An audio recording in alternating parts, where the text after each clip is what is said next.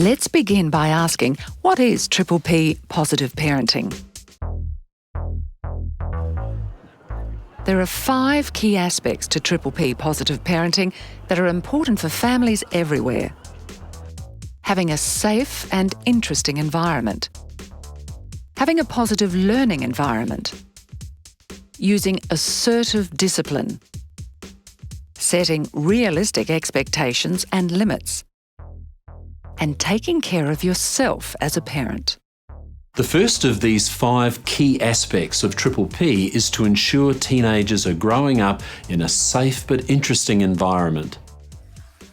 As children grow older, they need to learn how to take on more responsibility around the home, such as safely operating gas and electrical appliances, knowing how to use fire extinguishers and how to give basic first aid,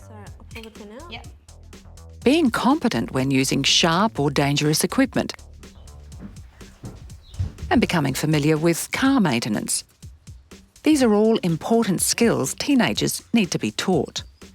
He cooks sausages, so he does use the stove and obviously to boil milk and hot water. And he's quite sensible in the kitchen. We do have a chart that basically has household chores on, and the children just get up and do those most of the time, which is obviously giving them the ability to do household chores for when they leave home. I try to teach him that, for example, he helps me when I'm cooking, explain him how to do all these things so that he's independent. Teenagers should also be encouraged to take part in organised, meaningful activities at school and elsewhere with appropriate adult supervision. The second aspect of positive parenting involves having a positive learning environment. One way to do this is to encourage teenagers to take part in family decision-making. Lewis and his brothers and myself were either in the dining room, sitting around the dining table, or in the sitting room, just relaxing on the settees, and we discuss a variety of issues. Since we've gone to the PP classes, we've been having a family meeting, and which has been very good. She hasn't wanted to do it very long, but while she's done it, it's been good because she's opened up with things and she's told me her point of view about things, and we've mentioned our point of view, and that's really helped a lot, that has. We include Jaden in family decisions by giving options. We usually take a vote. We say, okay, who wants to do this, who doesn't want to do this, and usually the majority will rule. She gives her opinion. She's pretty opinionated, but I guess teenagers are like that. But we try to include her whenever we can. Okay, children, what shall we have for tea tonight? What do you fancy? Curry. A curry? Would you pizza? You want a pizza? I'll have pizza. You sure? Yeah. Is that okay? The decision-making doesn't always have to be about major issues. You can start with something simple, like deciding on a family meal. Okay, would you like to go and get the menu? Yeah. Encouraging teenagers to help make family decisions gives the message they are valued members of the family and their opinions and ideas are important. Charlotte, would you like to go and ring them? Yeah. The telephone number's there, okay? This way they grow up feeling valued and learn how to plan ahead and make good choices. Isn't this a little bit too dark for the walls? No? Like, this is too dark, but that... Older children and teenagers need to feel included as they begin to take on more adult roles and responsibilities. Op de muur. Dit op de muur. Ja. The best way to promote this is by gradually encouraging them to have more say in family discussions and decisions. Teenagers who regularly take part in family discussions are more likely to become skilled at making good personal decisions themselves. Parents will usually have the final word on most issues, but getting your teenager to speak up about their views and opinions is important. Well, the way we try and get them to make their own decisions is if we're having a discussion, we'll try and get their input first and see if they have an idea of what they should do before we actually tell them. Another way to promote a positive learning environment is to show an interest in what they're doing. Hi, Lewis. Hey. What are you doing? Oh, German homework. Okay. You don't have to be an expert, you just have to show you're interested. Oh, well, since it's in German, I can't really help you out, but yeah, well done. Okay, well done for that. We should also be willing to offer help when we notice them struggling with something. This means looking for opportunities to suggest a better way of doing things, but not taking over and doing it for them.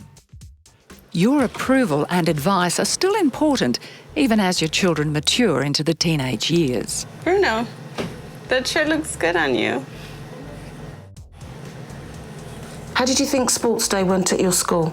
It was good because I came first place for the 400-metre sprint. Yes, and I saw you run, and I was so proud of you. You was running so fast. If we do it the right way, approval from parents will help strengthen the relationship with teenagers at a time when they're being influenced more and more by others outside the family. Being positive and encouraging also involves tuning into your teenager's desirable behaviour. When you notice something happening that you like, pay attention to it. Show your teenager you value what they're doing and they'll do it more often. Hey, thanks for taking care of the dishes. Thanks. When Kathy does something what I like, even if it's only very small, I've started praising her a lot more. And she started responding by giving me hugs now and again. So I think the praising is, very important. If he woke up on time and got himself ready for school on time without me checking him every 10 minutes, I'd say, well done, Lewis, for getting up on time and getting yourself ready for school. It's easy. I usually just give him a high five. Either a high five or a dap. It's like a pound, fist pound. And that usually does it for him. We're always trying to praise them that they're doing a great job, how, the working hard pays off, and we're always trying to encourage them, right? Mm-hmm. The third aspect of positive parenting involves using assertive discipline. This means being decisive, responding quickly when your teenager is doing something you don't like, and dealing with it in an appropriate and consistent way. Lewis, what did you do to LaShawn? I hit him. What did you hit him for? Because he tried to get the remote.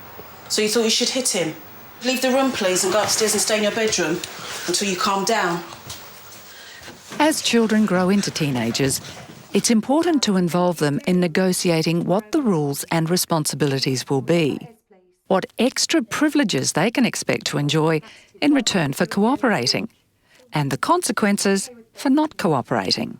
I'm trying my best to not dictate to the children as such, you can and can't do this and that, but to try and encourage them to find their own way and maybe to help them to not do what their friends are doing, and try and show them that it's easy to start something, but it's not quite as easy to stop.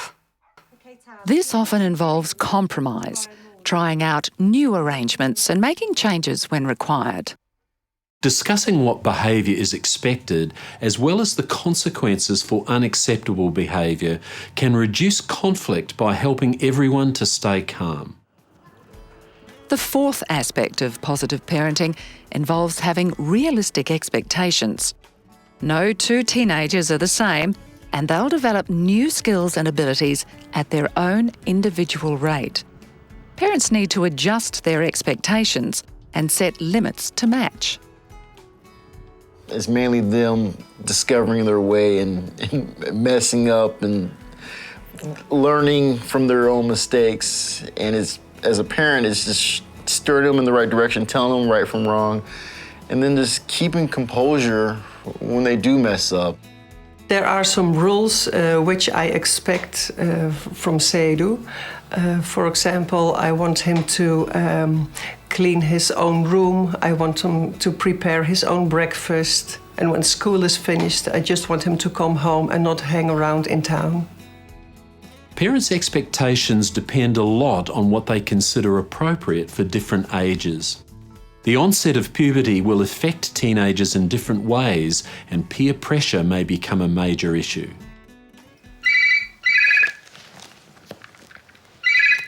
Hello? Hi Annabelle, I'm alright, thanks. Yeah, okay, your parents are out. Cool. Yeah, I'll be over by 10. Okay, bye. Bye. Parents need to be realistic about the risks that come with their teenagers' demands for increased freedom. They also need to talk to other parents to find out how they're handling the same problems. Who was that on the phone, Kath? My friend Annabelle. What does she want? I'm going round his about 10 o'clock. What for? It's like a sleepover. Are the parents there? No. Well, how many are going to be there? I don't know. Oh, well, I think there should be some parents there if you're having a sleepover, because such a lot of things could go wrong. So I think it would be best if I just checked with Annabelle's mum. Why? Because I need to, for your safety, OK? No, fine. Having realistic expectations includes setting appropriate limits and being confident about where they are, who they're with, and what they're doing.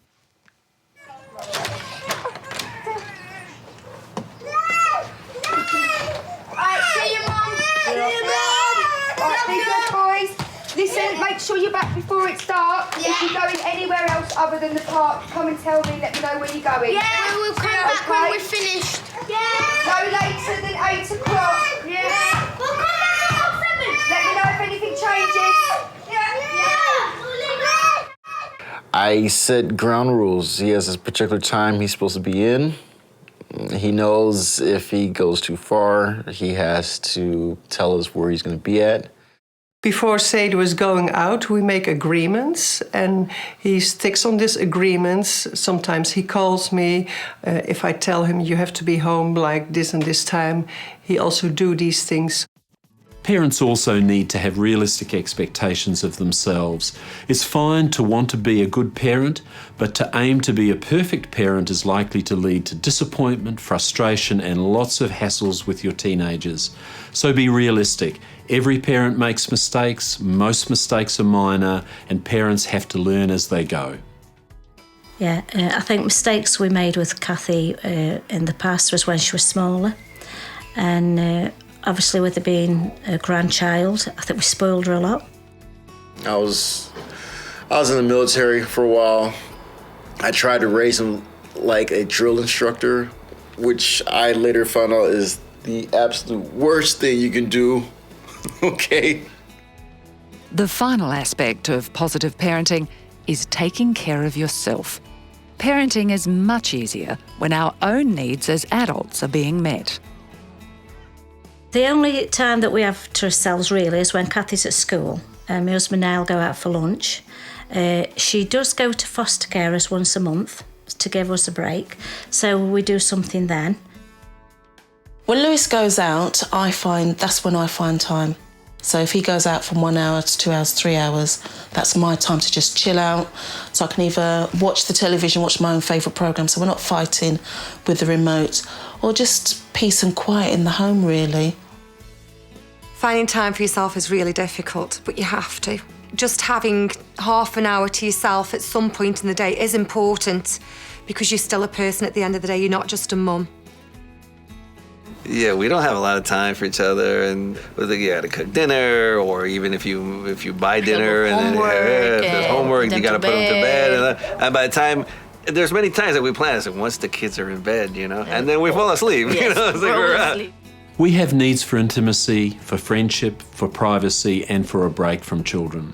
If these needs are not being met, it's much more difficult to be patient, to be consistent, and to be available to our teenagers. Looking back over part 1, we've just seen the 5 main aspects of Triple P positive parenting.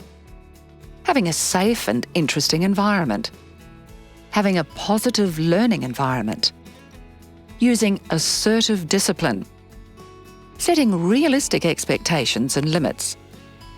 And taking care of yourself as a parent. In the next section, we'll look at some of the factors influencing teenagers' behaviour, why they behave the way they do.